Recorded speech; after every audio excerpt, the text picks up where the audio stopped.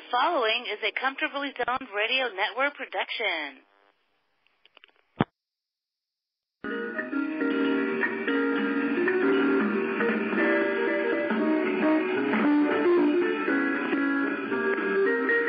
You are comfortably zoned with the Zigzag Man in Alameda, California, pushing on the doors of life marked pull and fighting the unholy trinity as we go.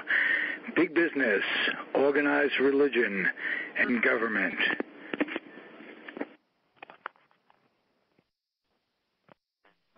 We are back, comfortably zoned, talking ball in the zone with George Case, in case you're wondering, and a panel of super guys.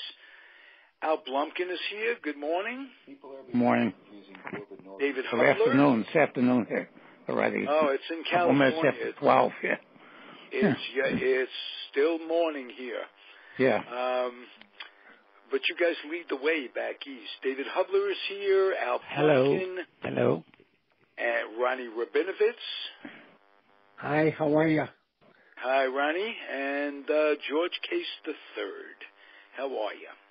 Just fine. I'm looking forward to another good podcast. Good. I have a terrific, Hi, George. Terrific topic, and I think you'll like it because it'll give us all a chance to participate and show our passion a little bit. I want to have an all-time favorite team, and not necessarily the greatest ball players in the world, but I want to go around the panel and ask you first, George Case, who is your favorite catcher of all time? Okay. Now I'm going to date. It doesn't have to be Yogi or Campy, but whoever you really like as a favorite player. Let's show up. Well, the one I like, Ralph, and I must tell you because of my bias, but the one I like is Bill Dickey, because my dad played against Bill and knew him well. So that's a name that I heard from a very early age. Now that's not to take anything away from Yogi and Campy or Bench or any of those guys that are great catchers, but Dickey would probably be the one that stands out in my mind. Okay, beautiful. David Hubler. Well, I am going to sound pedestrian, but having grown up right near Yankee Stadium, it had to be Yogi. I mean, I saw him play so many times and hit balls that bounced in the dirt in front of the plate. I saw him hit one right into the right field stands. I mean, he just did it all, and he was a great character at the same time. Okay.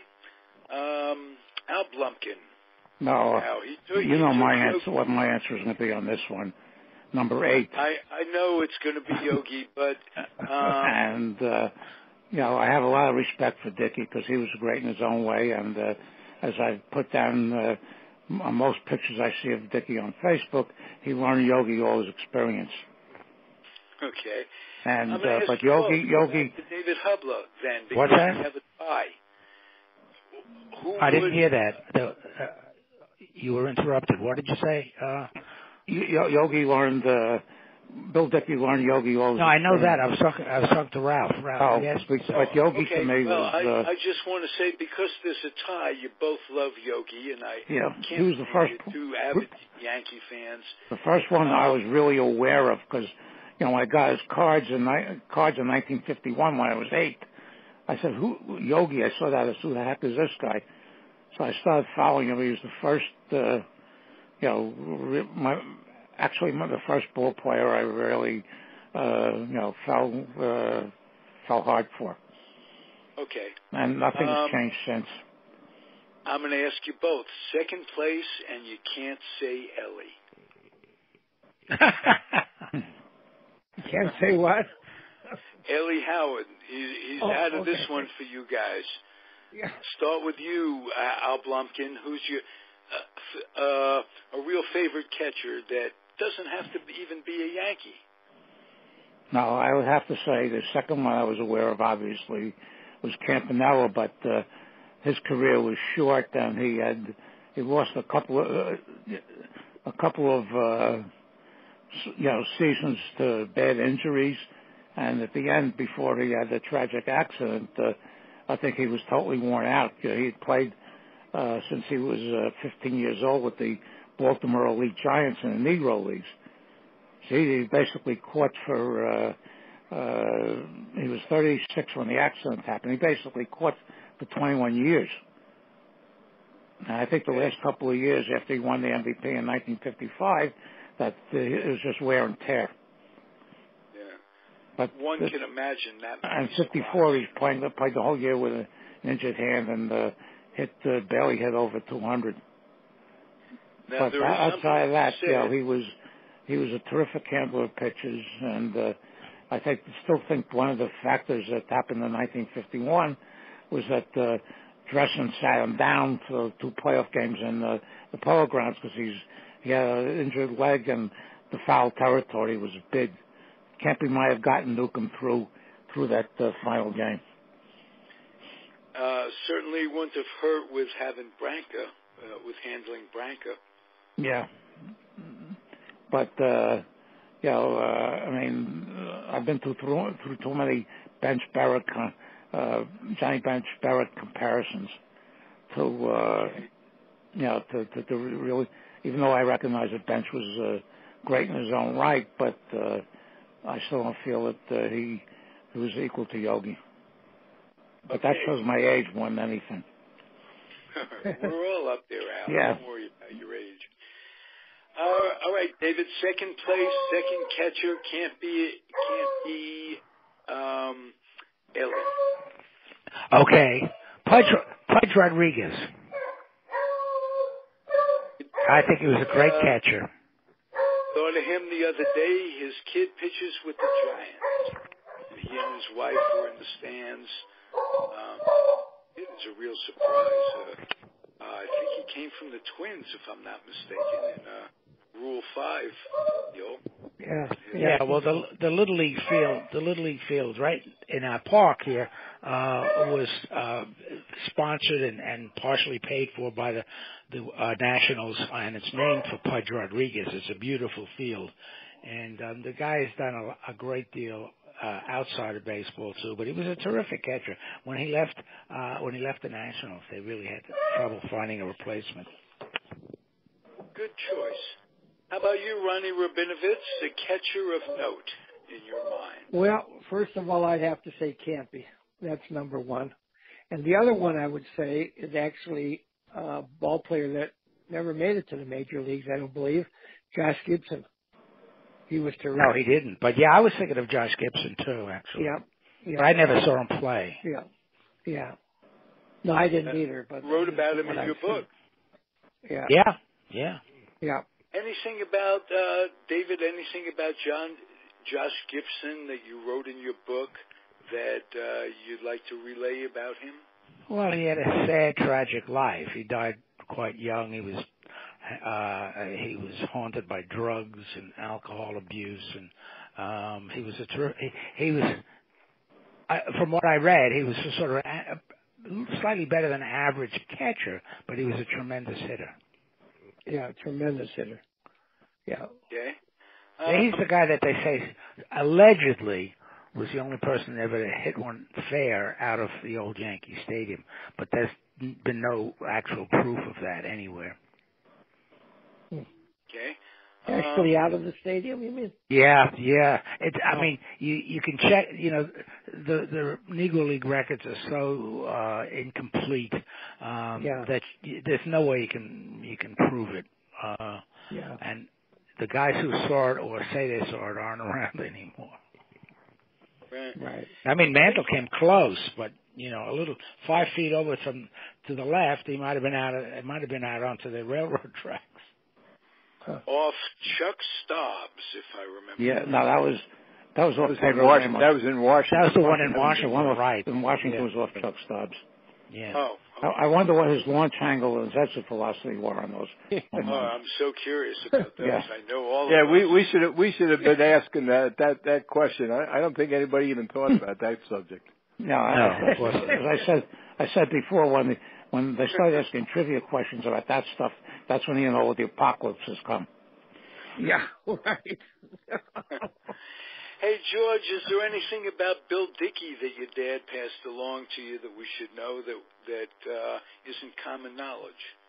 Well, the one thing that he did, and Bill was in the service at the time. He was in the United States Navy, and they played an exhibition game, and my dad and Bill were talking, and my father told Dickey, he said, I'm having a problem with Paul Richards. He said, I can't steal against Richards. And so Dickey told my dad, he said, George, I'll tell you exactly why. He said, Richards picked up on it.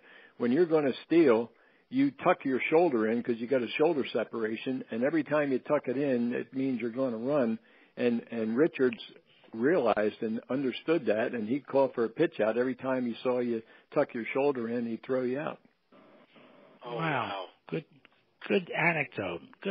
Yeah, well, it was. I mean, my dad made a point of telling me that because he thought it was so, observant on Richard's part, and it really gave my dad some food for thought because here was Dickey. He didn't have to tell my dad that, but he did because they were friends and they were playing in this game and they were having that conversation. So, I thought it was interesting. I think probably my dad might have changed after that and did not tuck it in, even though he had the bad shoulder, just because he didn't want to give away his running opportunity. Well, we had Wes Stock on these airways a couple of months ago, and I asked him about Paul Richards. He was iconic in the late 50s for coming up with the baby birds. And he had about 5 or 6, Jerry Walker, Chuck Estrada, guys that were really terrific. Yeah, when he managed the Orioles. Yeah. Yes, absolutely. He must have been one hell of a coach. Well, you know what? The one thing, and maybe it's overlooked, but Paul Richards developed the oversized catcher's mitt for Gus Triandos. That's right. To enable Triandos to handle Wilhelm's knuckleballs. That was later outlawed, but it was Richards who came up with the idea, and it was very effective. Outside of, his coaching ability as a manager, he was one of those types that could take a team that was bad and mediocre and bring it to contention, but could never get over the finish line. There's an excellent book on him that I have and I read a couple of years ago called The Wizard of Waxahachie, because that's where he was from, Waxahachie, Texas. And it goes very, very deeply into his whole career as a player and as a manager, as a GM. Beautiful. Hey, Ralph, catching. Who was your favorite catcher? Jerry Grody, New York Mets. I thought you were going to say Wes Western. Yeah, but first of all, I have to admit that by the time that the Giants left, I was like 11 years old.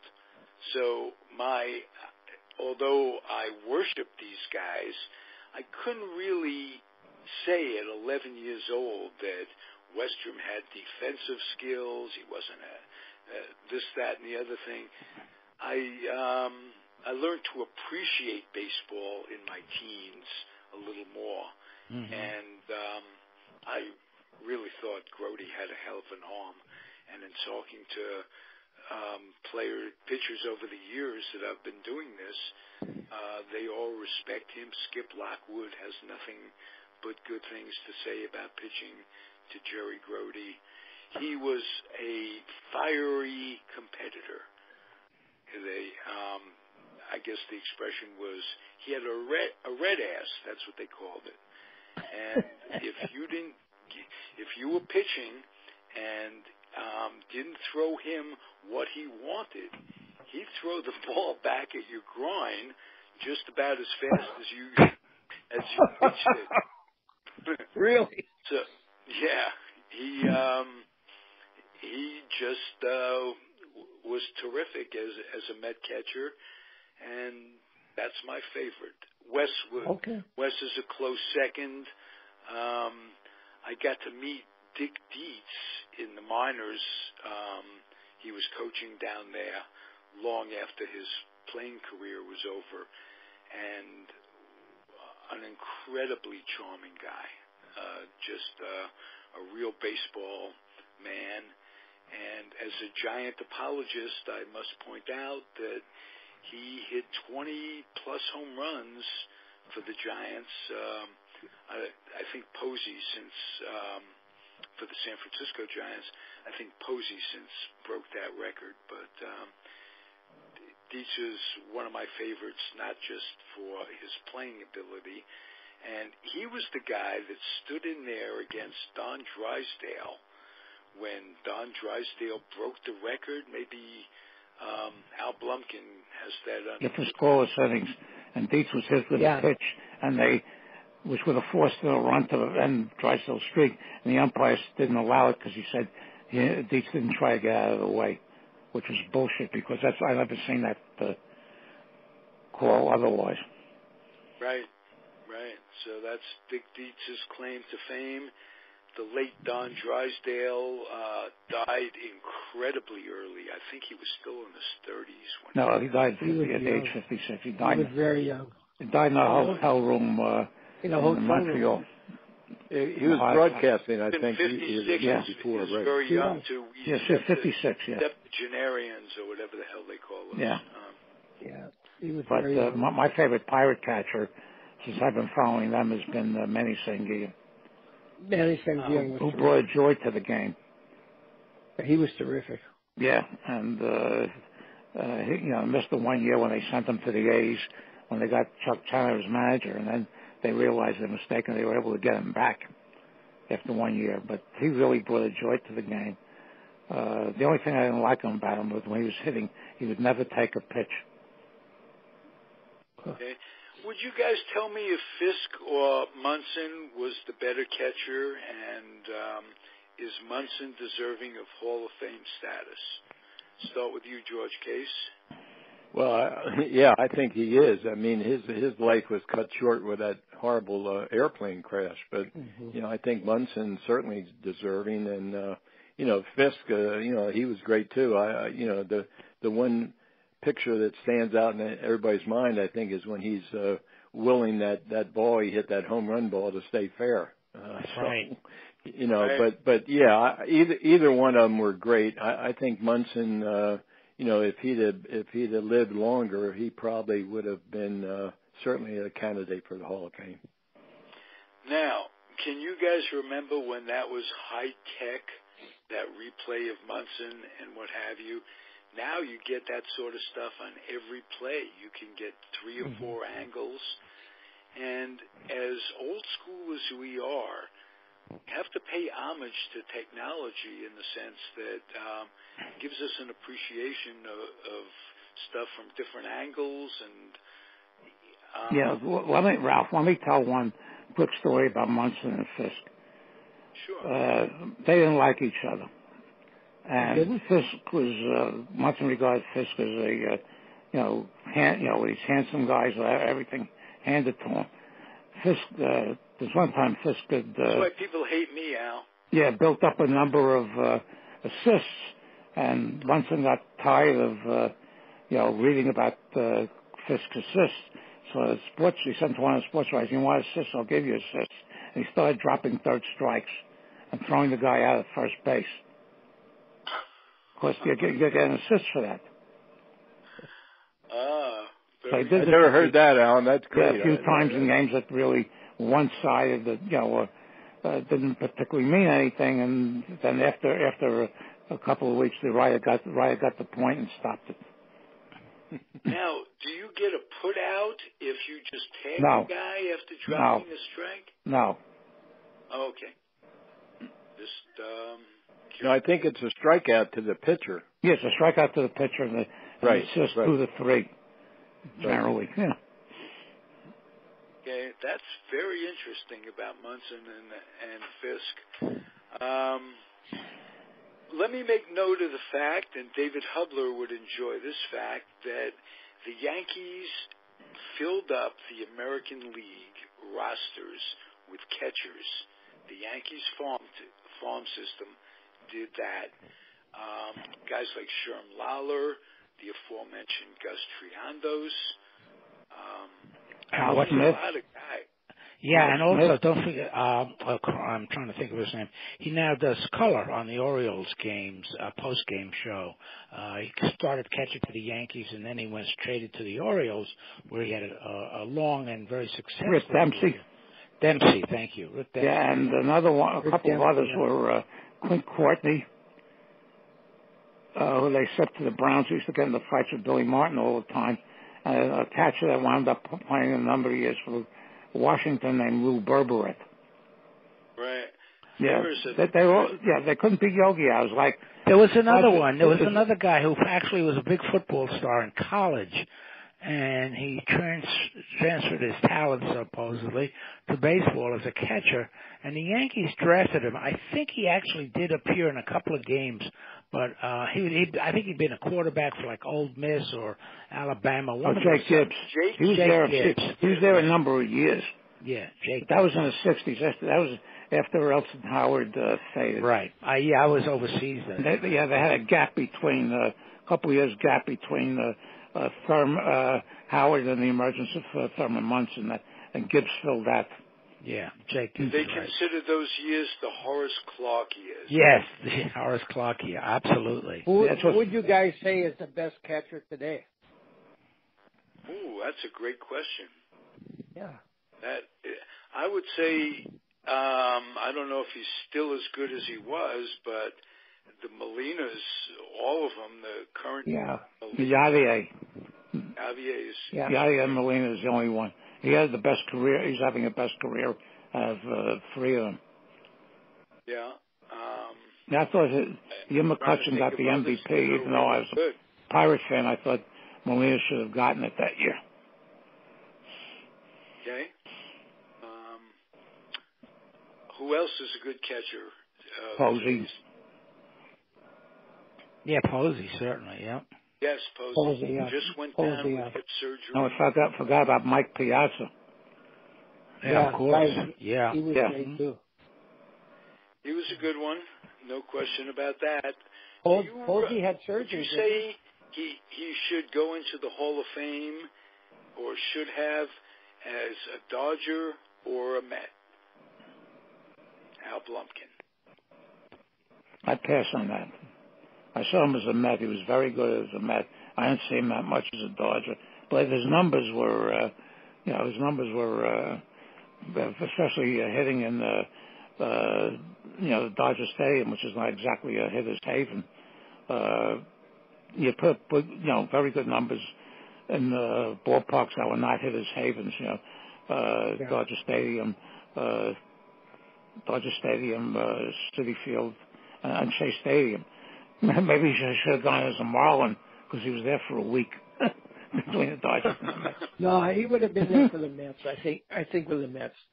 I don't think that he would have wanted to go in as a Dodger. He was mad at them for what they did to him. Another good Dodger catcher was John Roseboro. Oh, yes, absolutely. He wasn't a great hitter, but he was a great catcher. Yeah. And yes, did he play with the Twins for a little bit? Yes, he did. Yes, he did. Yeah. Yep. Yeah. And he was solid. And another catcher who I really liked because he did play with the Twins for a long time was Earl Batty. Batty, yeah. Earl Batty, absolutely. Yeah.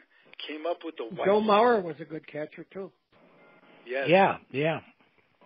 And he did what Posey should have done a few years ago, is gravitated towards third or first or whatever. Yeah. Catching puts too much of a strain on you. Oh, my God. It's such Yogi really, his last great year was 1956. And he after DiMaggio called him out when he begged out of the second game of a doubleheader in Washington in 1949. And Yogi hardly missed a game for the next 7 years. Wow. So I think that started to take a toll on him. And Bench wound up at third base. Campanella was the same way. I mean, all the years that he played Negro Leagues, and then God, he used to play 3 games a day. Yeah, he played 21 years. If you throw in the 15 years, if he started with the Negro Leagues at the age 15, he was catching it. Right. And he finished it his last year. He was 36. On your hips, on your everything. Yeah. Oh yeah. Yeah. I mean, he could throw a guy out at second base without standing up. Yeah. In a squatting position. He had like a rifle. And a little kudos to the second interview I ever did. His name was Charlie Silvera, and you've told your Charlie Silvera story. Let me tell you a story that I heard the other day. There are 3 San Francisco natives that played in an amateur game at Washington Park in Alameda. Big baseball diamonds, about 2.5 blocks from where I live. Jerry Coleman, Charlie Silvera, and Dr. Bobby Brown. He wasn't a doctor then. He was at that time. Just trying to be a doctor. Anyway, Dr. Brown, those 3 were playing on Pearl Harbor Day that morning, Sunday morning. They were playing a game as amateurs in Washington Park in Alameda that day. And those guys claimed that back in the days, the better of the prospect wasn't Brown, wasn't Jerry Coleman, but was Charlie Silvera, who was stuck behind Yogi all those years. As was it delayed, and he also delayed the progression of Elston Howard. Yogi really was, as Al said, a guy who would play every day. He just kept going.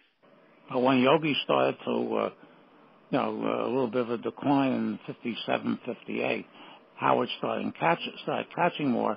And by the time they got to the 1960 World Series, Yogi was almost exclusively in the outfield. Yeah, left field.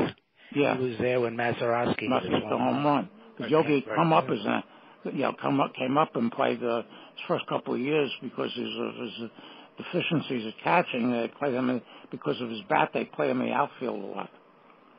Right. Until Dickie got hold of him. He wasn't that bad an athlete. He was a good athlete. Oh yeah. He would platoon with a guy named Hector Lopez in 61 in left field. And Lopez got a terrifically poor reputation as a third His nickname was What a Pair of Hands. Yeah. It was Hector What a Pair of Hands Lopez. And there were 2 problems. First of all, he played when Clete Boyer wasn't playing, and any comparison to him left Lopez in a horrible position. But he was a good hitter. He was versatile. He played left field, and I think that 61 Yankee team, speaking of catchers, they had Blanchard on that team who hit 20 home runs, as well as Howard and Yogi. Yeah. Does anybody remember when after McCovey came up, the Giants tried to, I think Davenport was injured, they tried to put Orlando Cepeda at third base. He made like 5 errors in 2 games, and that ended that experiment. I don't remember that. Yeah, I think it was like... Don't either. Yeah, it was one of the... because eventually Cepeda tore his knee up and it was traded to the Cardinals, which put McCovey at first base. But you have that a lot. I mean, there a lot on the old Dodgers, and Ron can verify that. No shortstop was going to be out Pee Wee Reese. No first baseman was going to be out Gil Hodges. No catcher was going to be out Campanella. Certainly with Steyer and Ferrillo and Jackie Robinson, nobody's going to beat them out. I mean, Jackie Robinson got moved. Don Zimmer was coming up as one hell of a prospect and got... Yes, he was. And I think, because, Reese was no spring chicken. I know that, yeah. He had been to the war and what have you. So by 58, 59, these guys are... when they went to L.A., they were all, on the way down. Yeah. Right. Yeah. But Jackie, they moved Jackie to third base and then to left field when Gilliam came up in 1953. Right. I used to play third base, first to second base, then third base, then left field. Yeah. Yeah. And they traded Pafko after 52. They sold him to the Braves. Eventually put Jackie Robinson in left field because they wanted to bring Gilliam up from Montreal and put him at second. Right. I remember having a conversation with Peter Golenbock, not to be a name dropper. He doesn't drop mine, I'll tell you that. And Peter said, I was talking about utility infielders and how the Giants and Dodgers had great ones in McDougal and Gilliam and what have you. And I said those were the two, arguably the two greatest utility infielders of all time. He was. Right. Gilliam and McDougal were not utility infielders. They were starters. They were regulars, of course. Yeah, who played various positions. And DiMaggio and Jackie Robinson too. They more so than those guys. Inordinately versatile. And if you want to talk about one of the things that's good about today's game is that because there are so many pitchers on a staff nowadays, that the 3 or 4 guys that sit on the bench have to make themselves valuable. They're showing a lot of guys who can play more than one position well. Casey Stengel sort of demanded it of his infielders when he was managing the Yankees. And McDougal was, finally learned how to hit consistently. Had a big year in 57, was tearing the ball in 57 when he hit Herb Score in the eye with the line drive. And McDougal said number of times that he was never the same. That McDougal himself was never the same player after that. I'd have to say too that the Dodgers today have so many ball players that can play so many different positions. It's amazing. It's just amazing. You got Bellinger that can play first or the outfield. You got Hernandez that can play everywhere. And Muncy, what's his name? Yeah. He's played third. He's played first. It's amazing how many these ball players can play different positions. It's just crazy. Well, that's one thing I appreciate about today's game. There aren't all that many things to look at. Another thing is the inordinately great second base, shortstop combinations that are out there. Yeah. These plays that are being made daily are all-time greats. That Dozier has done unbelievable. He's been so phenomenal. What a second baseman he is. He's made catches, and Hernandez too. He made one last night that absolutely nobody could believe. Yeah, and he's been the regular second baseman. He made an error last night, but speaking of guys who are new and incredible, the A's have this center fielder who not only has a great arm, he's a whiz defensively. I can't pronounce his name if I were reading it, but it's... Laureano or something like that? Laureano, yeah. He's really a terrific ball player. And there is some defense that I've never seen. I've never seen a third baseman like Arrieta at Colorado. Arenado. Yeah. Arenado. Arrieta's the pitcher. Yeah. He's terrific. No, he's terrific. But you've seen Brooks Robinson, you've seen Queek Boy, you've seen Nettles, you've seen a number of third basemen who...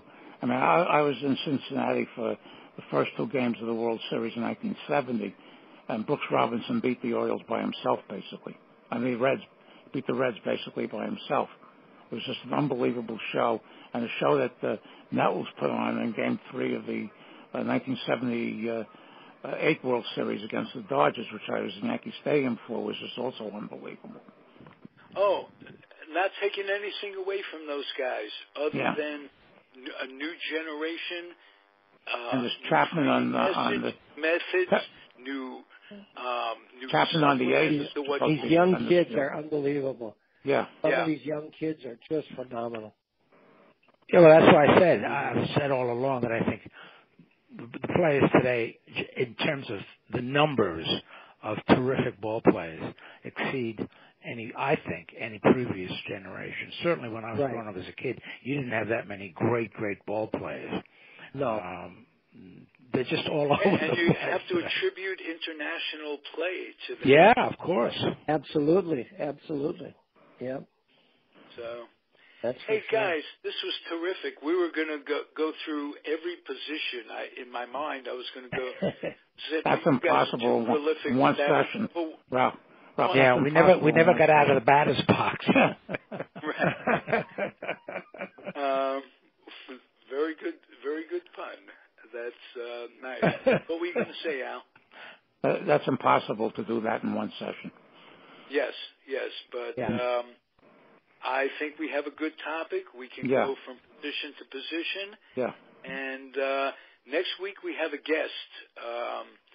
Tell us about the guest, Ronny Rabinovitz. Yeah, Renee James, her name is, and she is a producer of the Shoeless Joe movie production. Yeah, I've seen the post on Facebook. Yeah. So I met with her here in Minneapolis. She was originally from Minneapolis, but now lives in South Carolina.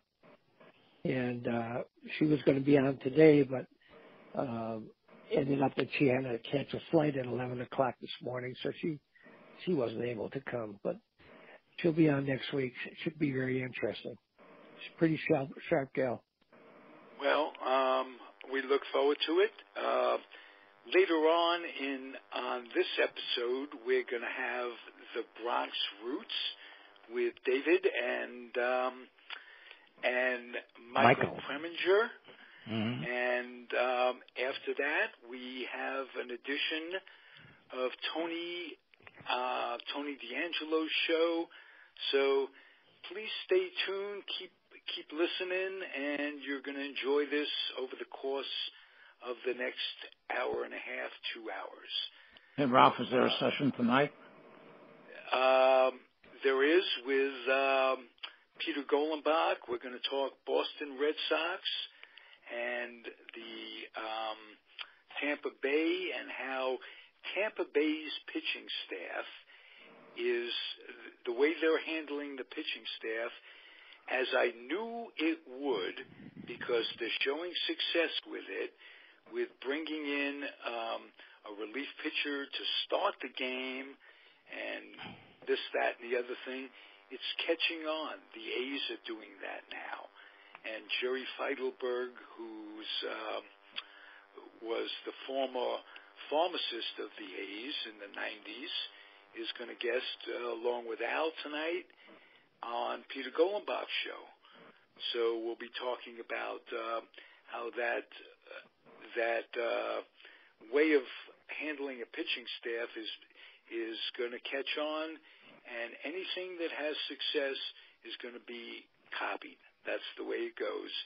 And that's why I think some smart manager will have every player breaking the shift and hitting 350, 400 and winning pennants, and pretty soon you won't see drastic shifts anymore, because baseball is a game of adjustments, and that's the way it is according to me. But as you guys know, what do I know? So let's do it again next week. Same time, same place, huh, guys? Okay. Fine with me. Sounds great. Thanks. Always great talking to everybody. Everybody got to say what they have to say, right? Yeah. Yep. Absolutely. Take Beautiful. care, everybody. Bye-bye. Guy. Bye-bye. Take care. See you next week. Bye. Back. I'm back. Ralph Tyko, Comfortably Zoned Radio Network. We've got Golenbock University and a guest, returning guest, Jerry Feitelberg, is here. How are you, sir? Doing well, Ralph. Doing very well. Good. Today. Good. You become a real regular on this network, and right away our ratings have gone from 17 people to 18 people. Your lady friend is listening, and I think that's great. Peter Golenbock, the host of the show Golenbock University and a mainstay on Comfortably Zoned. How are you, sir? I'm just fine. Just Good. fine. I just watched the Rays, the Tampa Bay Rays, defeat the Cleveland Indians in a very tight, fabulous game. Yeah. Must and say, the Rays are another surprise in the American League this year. Everyone counted them they out. went and from being well. the worst team in the league to being one of the very best teams in the league. And what they're doing is nothing short of amazing. Yeah, and they mirror the A's out here. Jerry, as you know, Peter, was the team pharmacist of the A's in the 90s. He's in the press box covering them today, if not today, literally. So you were the one giving Mark McGwire the steroids, is that right, Jerry? I knew Mark McGwire quite well, and I found it very hard to believe that he used them because I used to see him work out in the weight room, and he was built like Popeye, and Absolutely. Hi, Ralph. Hard to believe. Hey, Al Blumkin has joined us. Hi, Peter. Blumkin, Jerry Feitelberg. Hi, Jerry. Peter Hello, Al. Golenbock. And me, Ralph Tyko, Comfortably Zoned Radio Network. And Jerry's telling us about how things were when you knew Mark. Steroids were legal then. Peter can bring us up to date. What he was using originally was absolutely legal. Am I correct? Well, he could buy it over the counter. Androdiazine was available over the counter at the health food stores. But injecting steroids, not for legitimate medical use, was never legal. So apparently that came later, I think. You were supposed to go to a doctor and be under doctor's care and be taking these things for a particular reason. I mean, Lenny Dykstra, as he explained it to me, was the first one. When he was traded from the Mets over to the Phillies, his very first year, come August, September, October, he was so exhausted from playing the whole season that he hit about 150 the last 2 months of the season. And he decided at the end of that season that would never, ever, ever happen again. And he was living at the time, I believe, in Mississippi. And he found himself a local doctor who then prescribed the various cocktail of steroids that he would need to come back to spring training the next year looking like a miniature Popeye. And everybody said to him, hey, what's going on? And Lenny would basically say, I've been lifting weights. But he figured it out, and according to Lenny, he's the one who told Barry Bonds about it, and starting with Lenny, it became a trend because these athletes saw that by doing this, they could become much better ball players. Yeah, and the thing is that there's 10 or 12 guys behind you trying to get your job, and if you're going to hit $152 for the season and you can't improve, they're going to get rid of you. And so there's a lot of pressure on them. Yeah, which is why I have never ever been critical of the guys who did it, because this is pro sports and they're not kids, they're adults, and for the most part they're under a doctor's care, so they're not killing themselves. Perhaps it's not as fair as all of that, but all sorts of things go on in professional sports that are not necessarily fair. This brings me to the question, are players role models? Because if so, there are an awful lot of high school kids, and that's become a real big tragedy for an awful lot of families.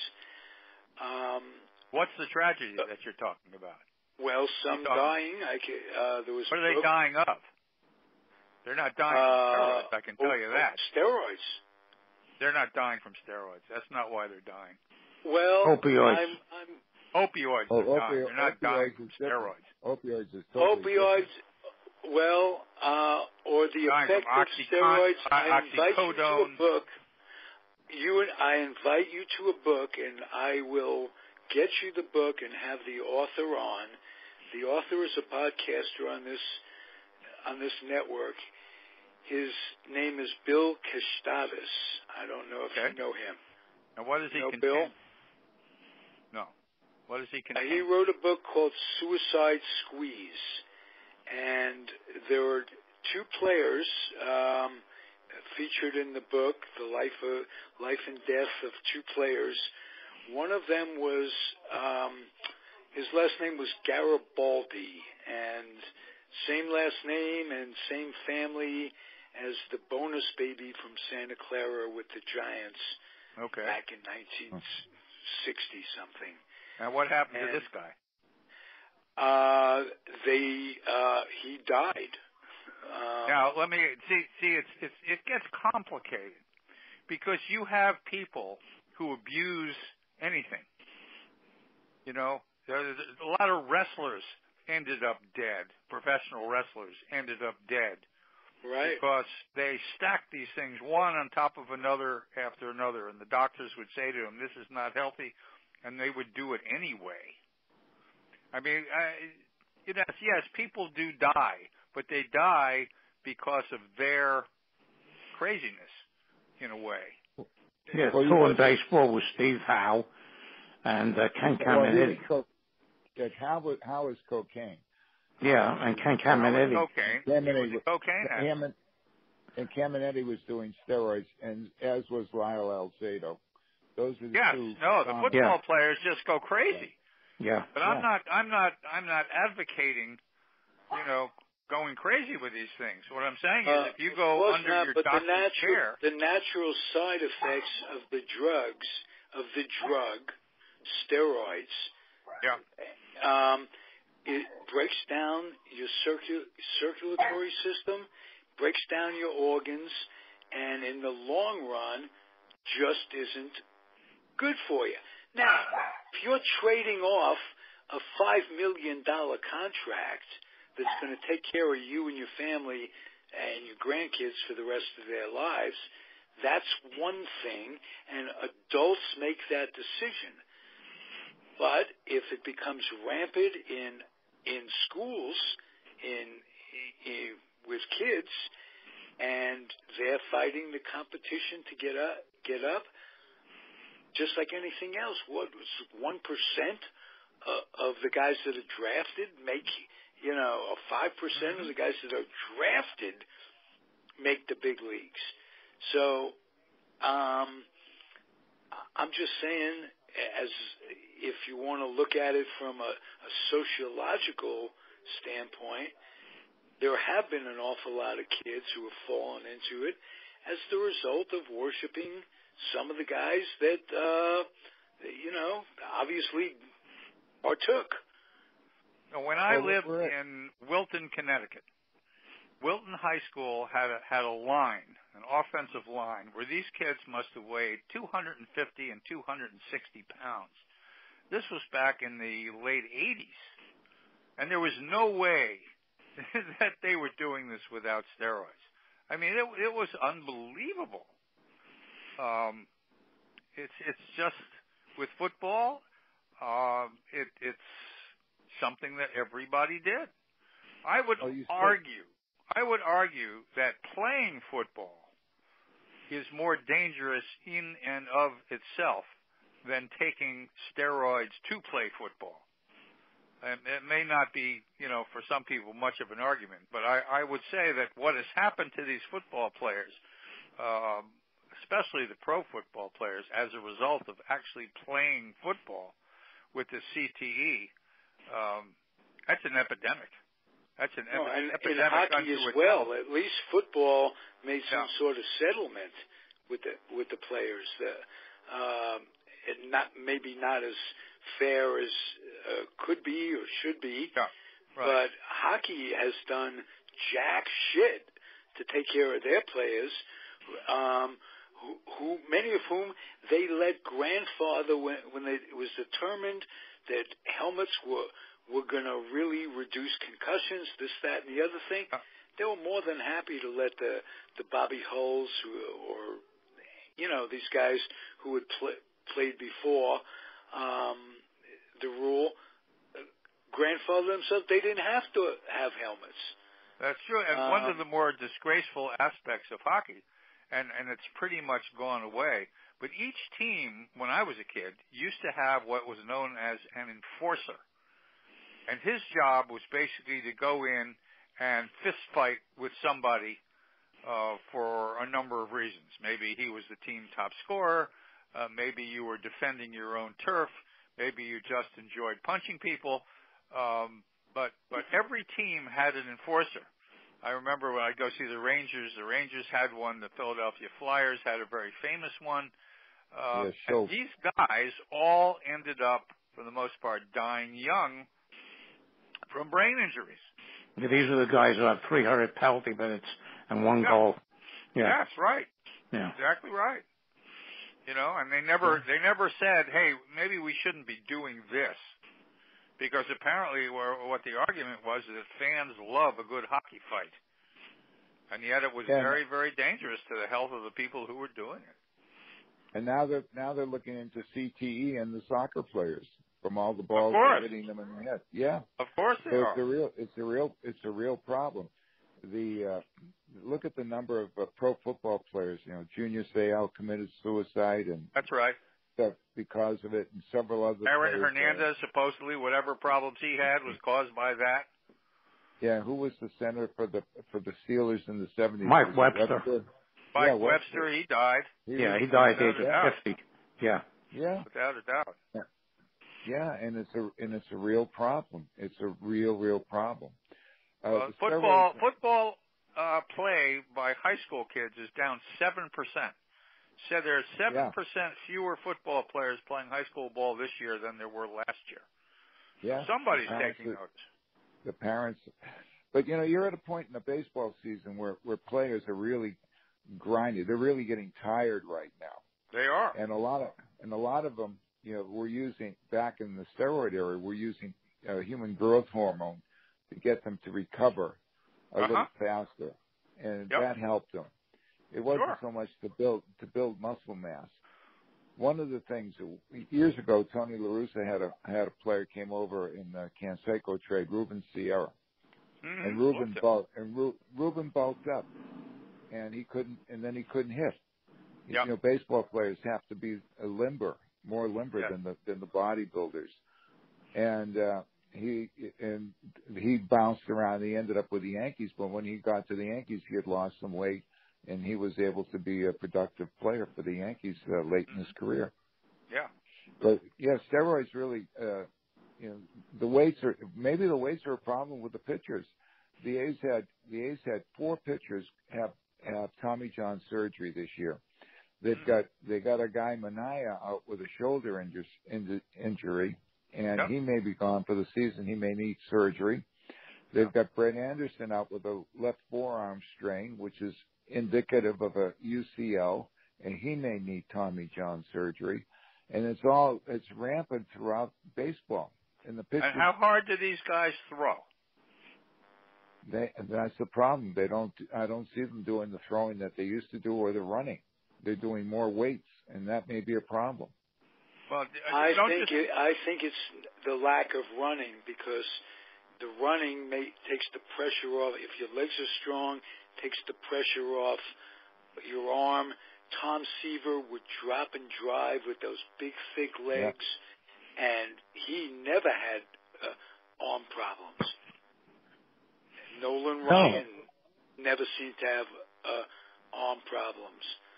So I think what it is, it's the steroids bulk you up more than the tendons and ligaments can handle. You can't bulk up you can't strengthen tendons and ligaments.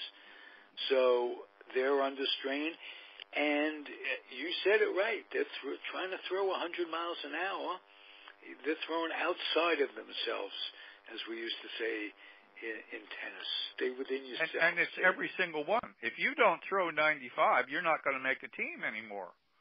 Right. You're just not going to. You better throw 95. So you have to do what you need to do in order to throw 95. And if Tommy John surgery is part of the price you have to pay, well, you see how many college kids end up with Tommy John surgery. There are high school kids. Jerry and I talked about this last week or so. Mm-hmm. There are high school kids parents elect Tommy John surgery for the kid, thinking he's going to come back stronger anyway, which is the way they do surgery now. They tighten the ligaments and this, that, and the other thing. So there were plenty of pitchers in the 50s and 60s and probably before that have 1 or 2 years and hurt their arm one way or another, and that would be it. They'd hang around for a few years based on their prior achievements. But the revolutionary nature of Tommy John surgery. That gave people their Tommy careers. himself, right? And how about starting with Bob Grimm with the Yankees, Johnny Cooks? Well, the Yankees from 55 to 64, the one standard was Whitey Ford as the ace, but they had so many pitchers, the Turleys and the Terrys and the Staffords and the Boughtons and all these types that would have 1 or 2 sensational years, and that would be it. That's right. Something would happen, they get injured, and that would be it for their careers. They weren't salvageable. No. Well, it was also back in the days when players were chattel and they could be easily replaced, and you replace a Bob Grimm with a Johnny Cooks and a Johnny Cooks with a Jim Stafford, as you say. Bill Stafford and Tom Stuyvesant had two big years, and then he hurt his arm, and that was it for him. Right. Yeah, these guys bounce around, for a while because of their prior achievements, but all in all, their careers come to a very sad ending. Tom Stuyvesant is someone I remember you, Peter, writing about in your book, and what a delightful guy he was. Absolutely. Big laugh. Yeah. Am I right? You're absolutely right. I mean, one of my favorite stories in Dynasty was he and Mickey Mantle were playing golf, and they're betting $10 on who could do the best score, and they got to the 9th inning, and Mickey misses a putt, and so he gives Tom Sturdivant the hole, and Mickey is so angry he takes his putter and swings at a branch or an overhead tree, misses the branch, and puts the putter through his shin. And so now that he's bleeding like a stuffed pig, and they've got to go back to the stadium to tell Casey Stengel why he's bleeding. I mean, things like that are just priceless stories. This is when supposedly Mantle had shin splints for the last month of 1957. Shin splints. Yeah, shin splints. Yeah. That's what they told him. Yeah. Because Mickey had put the putter through his chin. I know. I think Dick Allen, when he was at the Phillies, when you punched his, put his hand through a headlight on a car, and he was out for quite a while for that. Yeah.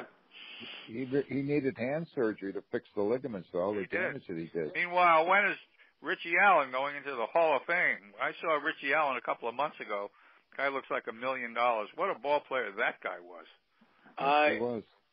I heard from the words out of Lamar Johnson, words out of his mouth, that Richie Allen hit the ball, you can call him Dick Allen too, hit the ball harder, and now they've got exit speed, and they can quantify it then. But you could quantify it back then too. There were guys that hit the ball hard, and it would go off. Glenn Allen Hill, I remember, was one of those guys, and Jim Ray Hart. They creamed the ball, and now the statistics almost takes away from the lure of it. You know what I'm... By the way, somebody posted that as of today, the strikeouts, batter strikeouts, set a new major league record total. Oh, for the season? For the season, Alan? Yeah. Oh, yeah. I wonder if they're going to have more strikeouts than hits for the whole season. Very possible. Well, it's just the way the game has become. I mean, yeah. It's very exciting. It's still very incredibly exciting baseball to watch. It's just a little bit different. You know, to be I able have a to watch... rhetorical question, guys.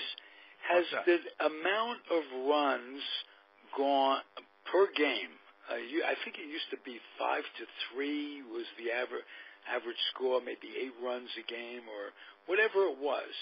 Has it gone down appreciably with the shifting? Is the shifting resulting in fewer runs scored? According to Jason Stark, the baseball writer, yes. For the left-handed batters, at any rate. And look, today Texas beat Minnesota 18-4. The Chicago White Sox beat Boston Red Sox, 8-0. 8-0. Kansas City beat Baltimore 9-1. Colorado beat San Diego 7-3. Oakland beat Seattle 8-2. It's not like they're not scoring. Yeah, well, it also has a habit of who you're playing, where you're playing, and when you're playing. That's always been the case. I have a theory about overscoring. The Reds and the Brewers had a night game during the week where the Brewers won the game 13-12 in 10 innings. The next afternoon they played, it was 2-1. So that's why we go. That's why we go to the ballpark. And you don't know what you don't know. Yeah, but basically, I just think it's the art of being able to. Somebody posted that he used to play baseball today in one of the groups I'm in, professional baseball at a lower level for a few years, and they used to be embarrassed to strike out. Now,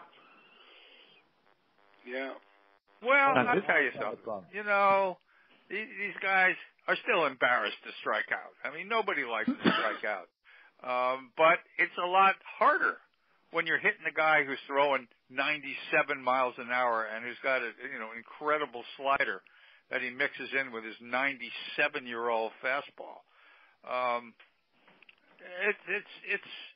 It's astounding to watch these guys trying to hit. And what's remarkable is they're able to do it. Yeah, you don't get to face a pitcher 4 times a game either, like they used to. No, well, that's you can I guess suppose thank the Tampa Bay Rays for starting that. I mean, we are now. The sabermetrics is that you do not want your pitcher to face the other team's lineup for the third time. Somebody in the Philadelphia paper wrote an article that I saw on Facebook about the decline in attendance this year, and said one of the reasons he's pointing to is the number of pitchers used in a game has gone up exponentially over the last 10 years. It's almost like 9-10 pitchers a game now. Yeah, the A's used 9 pitchers last night, and the 8-7 loss to Seattle.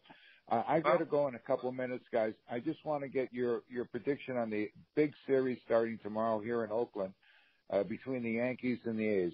Trevor Cahill's pitching for the A's, and he does very, very well at the Oakland Coliseum. Well, Yankees just finished losing 4 out of 7 home games to the White Sox and the Tigers. The Yankees are not playing really well right now. I think the A's can catch them, Jerry. Yeah, well, they're 2 games back of Houston now, depending on what Houston does tonight. They'll either be 2.5 or 1.5 back. And I think the Yankees got 4.5 on them. So if the A's can sweep them, it'll make it a lot tighter. And the Yankees go up to Seattle after they finish with the A's. Yeah, and Seattle. And, obviously, from the perspective of the Tampa Bay Rays, we have to chase both Seattle and Oakland to get to the wild card spot, which they've given us a 1% chance of doing. But if they are to get to the wild card spot, they have to pass Seattle, which I believe they're going to do, and I bet they climb pretty damn close to Oakland now that Oakland's lost some of their pitching. Yeah, and Oakland's got 3 games in Tampa Bay next week or coming up very shortly. They got to look. And I will be there. I promise you. Baltimore. I'll be sitting there right behind home plate. No, they beat the Indians again today. We beat the Indians. Well, gentlemen, it's been wonderful, but I have to go. It's our first Sunday of the month. We have our movie group. There's 24 people in the group, and we're going to discuss 2 movies tonight. One is 3 Identical Strangers, and the other one is Crazy Rich Asians. I saw them both, and you will enjoy them tremendously, I promise. John Chu's father, we've met John Chu, the director of Crazy Rich Asians. His father, Larry Chu, owns a wonderful restaurant called Chef's Chu's here in right on the Palo Alto, Los Altos border. Oh, fantastic. Oh, yeah. And he's prepared he's had these big Chinese New Year dinners he prepares 10 entrees, costs about $9,500 for the dinner, but it's worth every penny of it. Fabulous. Well, it's an absolutely charming movie, and the stars of the movie they're going to be big stars. It's just you will have a terrific time watching that movie and the other movie. The other movie is a documentary about these 3 triplets who were separated at birth under the most disgusting circumstances. You'll enjoy that one too.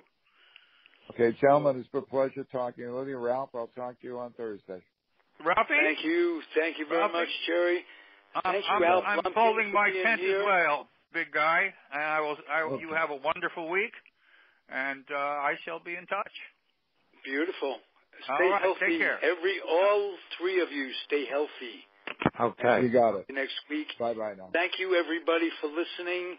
If you enjoy any of our offerings, I would implore you, ask you, beg you, if you would not box up some lightly used, gently used, or even new children's books and take them down to the Head Start program wherever you are. Kids need to read for a myriad of reasons. They need to develop an imagination. They need to get their noses out of the devices and the computers. They need to be school ready. And the kids at the Head Start program that benefit from your generosity will need the books more than anyone. So, okay, Ralph, I'm going to cut out too. Okay. Well. Okay. Good night. Good night. Bye. Thank you, guys. Be well. I had a tally. Okay. If you're listening out there, again, please do that for me. Get a neighborhood program going. We get a bunch of kids help. And maybe we can make something out of the next generation, because things are looking grim, and education is the only way to come out of all of this. Be well, everybody. Good night. See you soon. Bye. Good night. This has been a Comfortably Zoned Radio Network production.